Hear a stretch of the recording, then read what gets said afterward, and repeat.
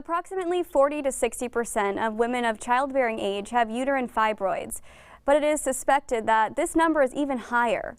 We are here today with Dr. Tariq, an interventional radiologist with UPMC, to discuss what they are, why we should know about them, and what the symptoms are. Doctor, thanks for joining us for PA Live. Thanks for having me, Haley. To start, what are uterine fibroids? So if you have pain in your lower belly with heavy menstrual flow, then you might have a uterine fibroid.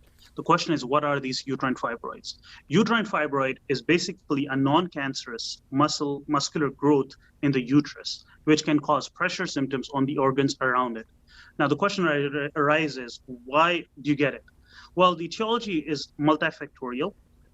It can be caused because of family history, hormonal imbalance. You can have bad genes, unfortunately, obesity, poor diet. These are all the factors that can make it happen. And it's actually, unfortunately, pretty common, but most of the people don't even know about it. So if uterine fibroids aren't unusual and they're not noticeable, why should we know about them?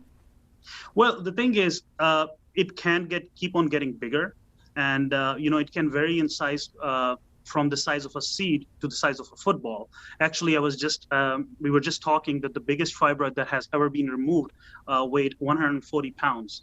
So if you have that big of a fibroid, it can cause a lot of pressure symptoms on the organs around it. You can have constipation, frequent urination, heavy bleeding, increased frequency of bleeding, increased duration of bleeding. It can cause problems with fertility, pregnancy complications. With increased blood loss, it can result into decreased blood, which we call anemia. So these are all the symptoms that you can develop because of uterine fibroids. Wow, very interesting to hear about. Now, what are some of the symptoms we should keep an eye out for when it comes to uterine fibroids? So, like I said, anytime you have heavy menstrual bleeding, that doesn't go away, that's a big concern. If you have pain in your lower back, in your lower belly, in your legs, that's a big concern, then you should contact your doctor.